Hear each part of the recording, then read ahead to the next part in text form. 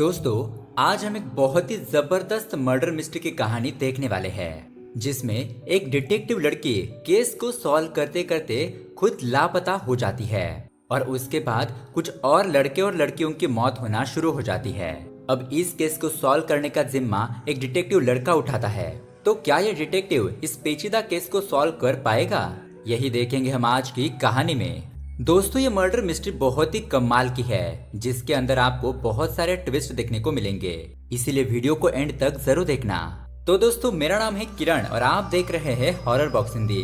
अगर आपको भी ऐसे ही मर्डर मिस्ट्रीज की कहानी देखना पसंद है तो हमारे चैनल को सब्सक्राइब जरूर कीजिए, क्योंकि हम आपके लिए ऐसे ही डेली वीडियोस लाते रहते हैं। तो चलिए अब बिना किसी तरीके शुरू करते हैं आज की कहानी।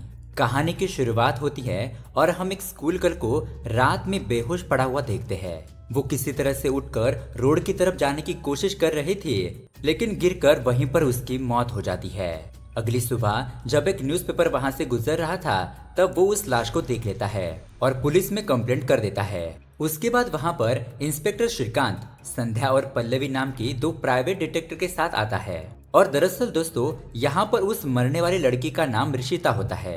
अब यहाँ पर संध्या अपना इन्वेस्टिगेशन शुरू करती है और उसे पता चलता है कि ऋषिता को मारा कहीं और गया था और फिर वो खुद चलकर यहाँ पर आ गई थी।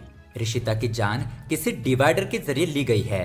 अब इस लड़की की मौत की खबर पूरे मीडिया में फैल जाती है और मीडिया वाले स्कूल प्रिंसिपल रमेश से सवाल करते हैं। तो वो कहते हैं कि देखो, मुझे ऋषिता की मौत का बहुत ज्यादा दुख है, लेकिन उसकी मौत हमारे स्कूल में नहीं बल्कि बाहर हुई है, इसलिए आप लोग इस तरह से हमारे स्कूल को बदनाम नहीं कर सकते।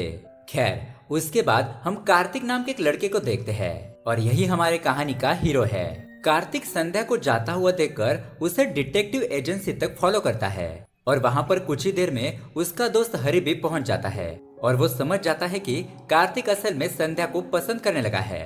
और दोस्तों, बात करें संध्या की तो वो कार्तिक पर बिल्कुल भी ध्यान नहीं देती। उसके बाद हम देखते हैं संध्या पूछताछ करने के लिए स्कूल पहुंचती है। वहां पर उसे पता चलता है कि ऋषिता पढ़ाई में बहुत ही ज्यादा अच्छी थी। एग्जाम में उसके नंबर बहुत ही अच्छे आते थे और इसी वजह से ऋषिता की कजन नेहा उसे बिल्कुल भी पसंद नहीं करती थी, क्योंकि हर कोई नेहा को ऋषिता से कंपेयर करता था। नेहा के मार्क्स अक्सर कम आते थे, इसीलिए उसके माता पिता, टीचर और यहाँ तक कि उसके प्रिंसिपल भी उसे अक्सर ऋषिता जैसा बनने के लिए कहते थे और इसी वजह से नेहा ऋषिता से जलती थी।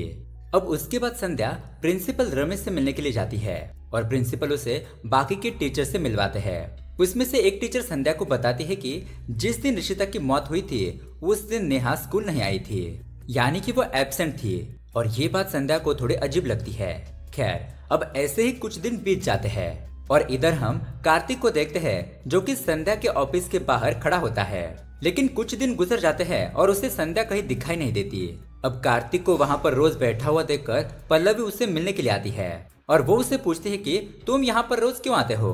अब दोस्तों, इससे पहले कि कार्तिक कुछ बोल पाता, तभी उसका दोस्त हरि कहता है कि वो क्या है ना, मेरा दोस्त यहाँ पर संध्या के चक्कर में आता है क्योंकि वो उसे पसंद करता है। अब ये बात सुनने के बाद पल्लवी कहती है कि संध्या तो पिछले 4 दिनों से कहीं लापता है। अब ये जानने के बाद कार्तिक तुरंत ही संध्या के बॉस से जाकर मिलता है और कार्तिक उसे पहचानता है, क्योंकि दरअसल दोस्तों 2 साल पहले कार्तिक भी इसी एजेंसी में डिटेक्टिव का काम करता था, लेकिन बाद में किसी वजह से उसने रिजाइन कर दिया था और उसी की जगह पर संध्या ज्वाइन हुई थी।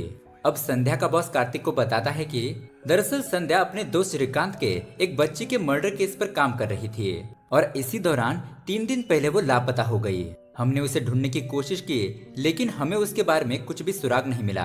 अब दोस्तों, यहाँ पर कार्तिक अपने डिटेक्टिव का काम वापस करने का फैसला करता है और इसी के साथ ही वो संध्या का केस खुद हैंडल करने वाला है। उसके बाद हम देखते हैं कार्तिक पल्लवी और हरि के साथ मिलकर श्रीकांत से मिलने के लिए पहुंचता है।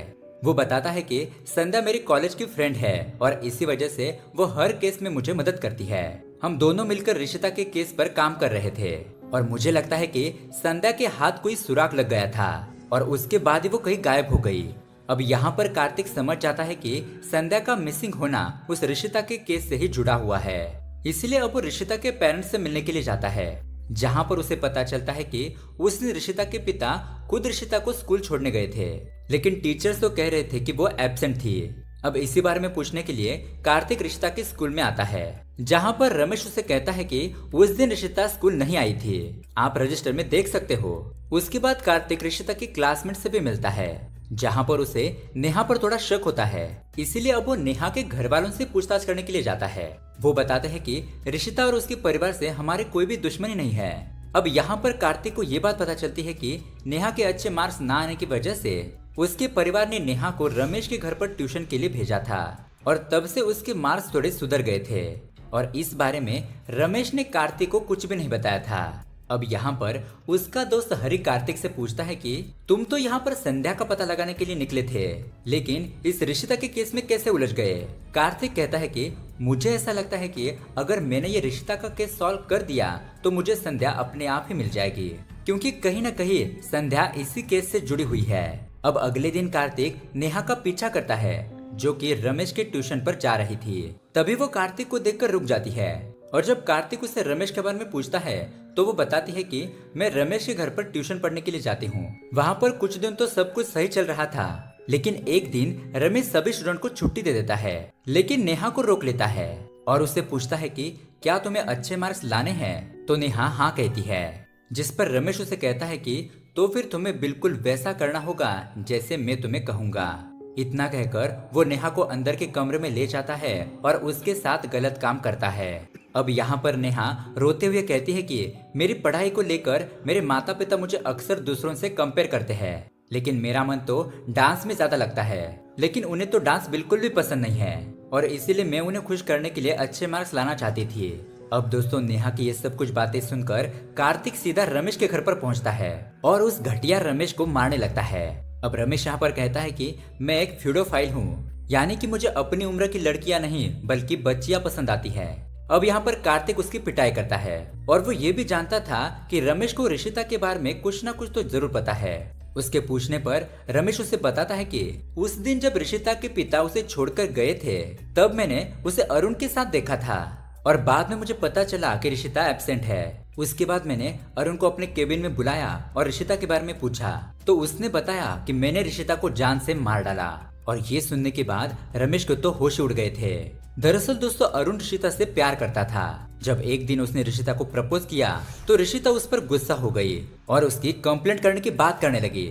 ये देखकर उस वक्त तो अरुण शांत हो गया था और उस दिन ऋषिता थोड़ी जल्दबाजी में स्कूल में जल्दी पहुंच गई। उसके बाद वहां पर अरुण पहुंचता है और वो उसे कहता है कि सारे लोग जंगल देखने के लिए गए हैं, चलो हम भी वहां पर चलते हैं।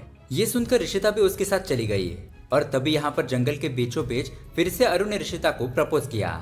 ये सुनकर ऋषिता उस पर भड़क गई और उसे साफ साफ इनकार कर दिया। अब अरुण ऋषिता की नाच सहन नहीं कर पाता और उसे बहुत ज्यादा गुस्सा आता है। इसी के चलते अरुण उसके गले में डिवाइडर मारकर वहां से भाग जाता है और यहाँ पर बेचारी ऋषिता का बहुत ज्यादा खून बहने की वजह से उसकी वहीं पर मौत हो जाती है। अब ये बात जब रमेश को पता चली तब वो पुलिस को फोन करने जाता है तो अरुण से कहता है कि सर मेरे पास आपका एक वीडियो है जिस वीडियो में रमेश ने नेहा के साथ गलत काम किया था। एक दिन अरुण ने खिड़की से उनका वीडियो बना लिया था। अब यहाँ पर अरुण उसे बोलता है कि सर मेरी उम्र तो कम है इसीलिए मुझे सजा भी कम होगी, लेकिन जरा सोचिए आप तो सीनियर है, जब आपका ये नेहा के साथ किया हुआ गलत काम दुनिया के सामने आएगा तो पुलिस आपको कितने सालों की जेल में डालेगी और इसलिए अपना मुंह बंद रखिए। और यही वजह थी कि रमेश अब तक चुप रहा था, लेकिन अब उसने कार्तिक को सब कुछ बता दिया था जिसकी वजह से पुलिस अरुण को पकड़कर ले जाती है। उसके बाद कार्तिक नेहा के माता पिता से कहता है कि नेहा के साथ जो कुछ भी हुआ वो सब कुछ आपकी गलती है। आपने अपनी बेटी नेहा का दूसरे बच्चों के साथ कंपैरिजन किया और उसे ये सब कुछ करने पर मजबूर किया और उसका ज्यादा इंटरेस्ट तो डांस वगैरह में है। अब यहाँ पर कार्तिक की बातें सुनकर नेहा के माता पिता को उनकी गलती समझ में आ जाती है। उसके बाद नेहा के पिता नेहा का एडमिशन एक डांस एकेडमी में करवा देते हैं। अब दोस्तों इस केस में पल्लवी, हरि और कार्तिक ये तीनों मिलकर काम कर रहे थे और इसी बीच अब पल्लवी को कार्तिक से प्यार हो जाता है। वो उसे पसंद करने लगती है, लेकिन कार्तिक तो संध्या से प्यार करता है इसीलिए वो उसे अपनी दिल की बात नहीं कहती। अब दोस्तों यहाँ पर ऋषिता का केस तो कार्तिक ने सॉल्व कर दिया था कि उसकी मौत अरुण की वजह से हुई थी, लेकिन फिर भी संध्या का उसे कोई भी पता नहीं चल पाया था। इसीलिए वो संध्या के बारे में जानने के लिए उसकी दोस्त तेजू से जाकर मिलता है, जो उसे बताती है कि गायब होने से कुछ दिन पहले संध्या मेरे घर पर आई थी और तभी उसने एक लड़के को वहां पर गुजरते हुए देखा था। और वो उस लड़के का पीछा करते हुए चली गई। लेकिन वो लड़का कौन था और संध्या उसका पीछा क्यों कर रही थी, इसके बारे में मुझे कुछ भी पता नहीं। लेकिन एक बार जब मैं और संध्या स्कूटी से जा रहे थे तब हमसे वो लड़का टकरा गया और उठकर बिना कुछ बोले वहां से भाग गया। ऐसा लग रहा था कि वो किसी बात से डरा हुआ है और उसके बाद से ही संध्या उसके पीछे पड़ गई। अगर वो लड़का मेरे सामने आ जाएगा तो मैं उसे पहचान लूंगी। अब जिस रात संध्या तेजू के घर पर गई थी, कार्तिक उस रात का सीसीटीवी फुटेज निकालता है और तभी उसमें उसे एक लड़के की फोटो दिखाई देती है, जिसको देखकर तेजू कहती है कि हाँ ये वही लड़का है। अब कार्तिक उस लड़के के बारे में पता करता है जिसका नाम है प्रशांत और वो एक इंजीनियरिंग स्टूडेंट है।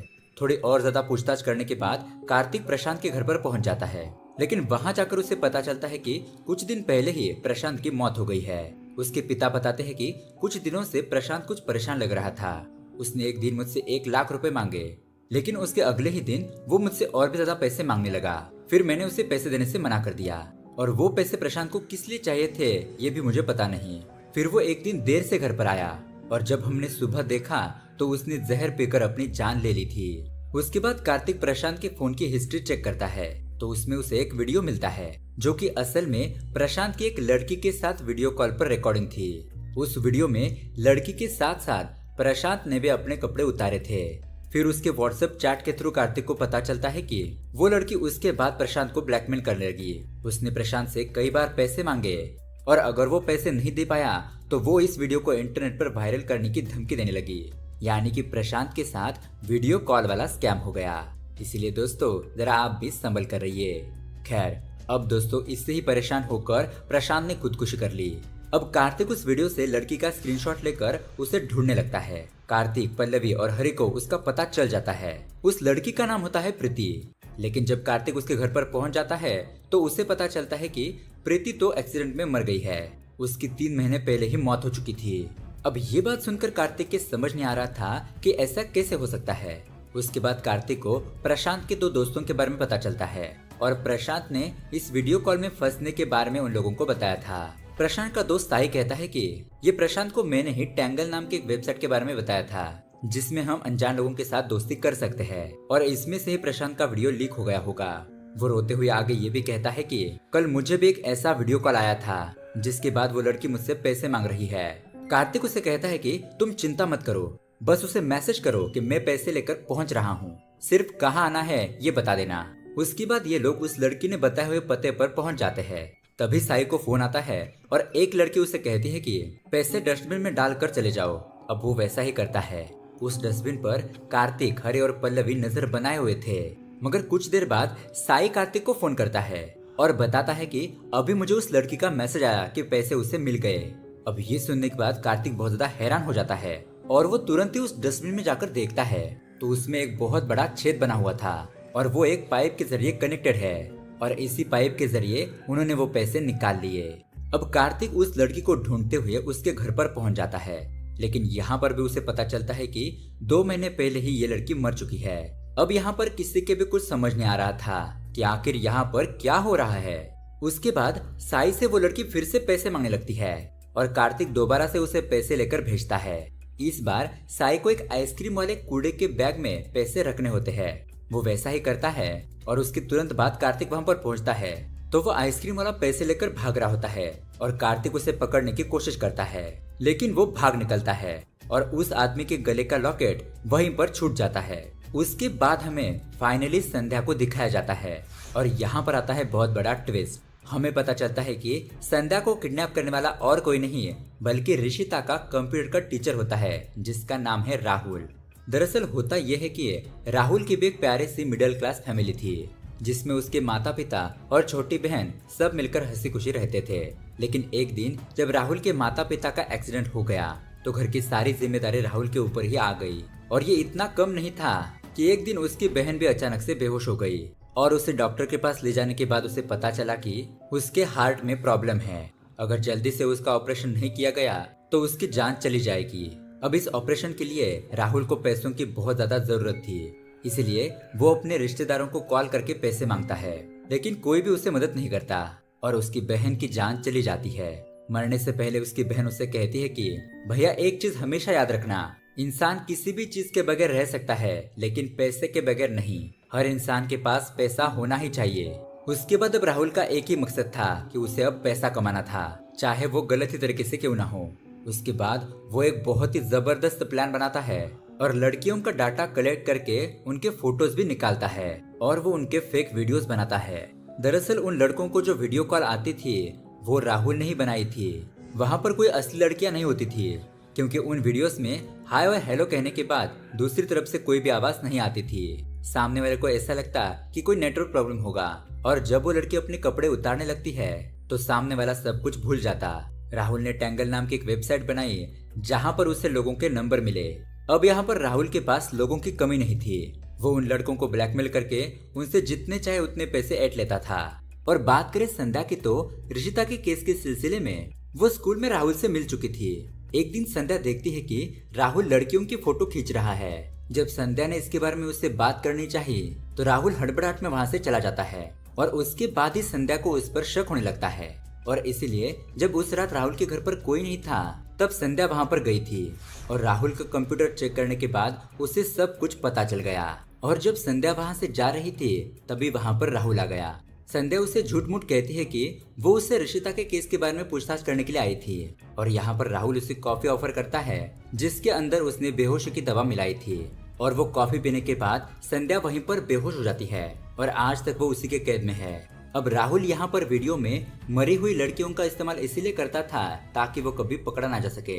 अब ये सब कुछ जानने के बाद राहुल जब पीछे मुड़ता है तो वहाँ पर कार्तिक और पल्लवी आ चुके थे और उन्होंने संध्या को भी आजाद कर लिया था। दरअसल दोस्तों, जो लॉकेट कार्तिक को गिरा हुआ मिला था उससे कार्तिक को पता चल गया था कि ये स्कूल का टीचर राहुल है, इसीलिए वो तुरंत ही सीधा उसके घर पर पहुंच गया। उसके बाद हम देखते हैं राहुल को पुलिस पकड़कर ले जाती है।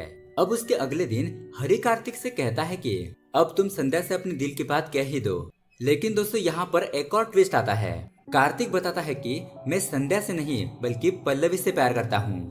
संध्या का केस मैंने इसीलिए लिया था ताकि मैं पल्लवी के करीब आ सकूं। और उस दिन जब पल्लवी मुझसे बात करने के लिए आई थी तो तुमने उसे जल्दबाजी में गलत बता दिया कि मैं संध्या से प्यार करता हूँ, लेकिन असल में मैं तो पल्लवी से प्यार करता हूँ। तभी वहाँ पर ये सारी बातें पल्लवी सुन लेती है और वो भी कार्तिक से बहुत ज्यादा प्यार करती थी, इसीलिए वो बहुत ज्यादा खुश हो जाती है और उसे हक कर देती है। और दोस्तों, फाइनली उन दोनों को अपना प्यार मिल जाता है और इसी के साथ ये कहानी भी यहीं पर एंड हो जाती है। तो दोस्तों, ये कहानी आपको कैसी लगी हमें कमेंट करके जरूर बताइएगा। साथ ही ऐसे ही अमेजिंग मूवी देखने के लिए हमारे चैनल को सब्सक्राइब जरूर कीजिए। Thanks for watching.